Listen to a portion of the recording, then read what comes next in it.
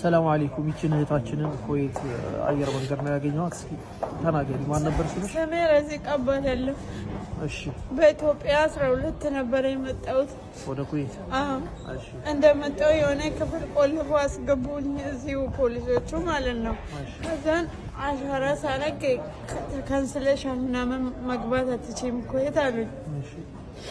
ከዛ በኋላ የሆነ ክፍል ቆልፉብኝ። ያው መመለስበት ትኬቱ ተሰጠኝ። ብሩን ደግሞ ተበድሬ ነው የመጣሁት። 80 ሺህ ብር አስጨረሱኝ። ኤጀንሲ ማን ይባላል? ለቤክ ኤጀንሲ ይባላል። ለቤክ የት አካባቢ ነው ያለው? ጅማና ላምበረት ነው ያለው። እና አሁን ታስረሽ ወደ ሀገር ልትመለሺ? አዎ ተመለሽ ተባልኩኝ። 2 ቀን ቆይታ በኋላ እና ልጆች ያሉሽ? አዎ 2 ልጆች አሉኝ፣ ሴት ልጆች ለወንድሜ ሰጥቼ ነው የመጣሁት። ለቤክ ኤጀንሲ የት ነው ያለው? ላምበረት።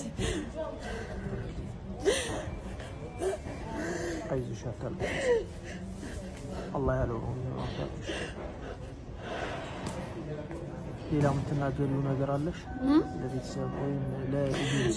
እንዳይሰሙ ቤተሰቦች እንዲሰሙ አልፈልግም። እንዳይሰሙት ሰናብቼ ነው የመጣሁት። ከሰው ተበድረሽ ነው ገንዘብ? አዎ ተበድሬ ነው የመጣሁት እኔ። ምክንያቱም ከዚህም በፊት ለቤክ ኤጀንሲ ራሱ የዱባይ ነበር የጀመርኩት። እኔ ኩዌት መምጣት አልፈለኩም ነበረ። ከዛን ቪዛሽ መጥተዋል ስለኝ አዲስ አበባ መጥቼ ሜዲካል አድርጌ ምን ብዬ ነፃ ሆንኩኝ። ትኬት ይቆረጥልሻል ግቢ ሲባል ገባሁኝ። ከዛን የትኬት ዋጋ ጨምሯል 30 ሺህ ብር አምጪ አለች። እሱንም እሺ ብዬ ተበድሬ ሰጠዋል። ከዛ በኋላ ቪዛሽ ተቃጥሎ ስሟን አላውቃትም። እዚህ ለቤክ ኤጀንሲ ያለው ነው የሚያውቃት አለ እዚህ የሚሰራ አዲስ አበባ ማለት ነው። እሱን እንደዛ አምጪ የሚለኝ ጅማም አለች። ከዛም ቪዛሽ ተቃጥሏል አለች።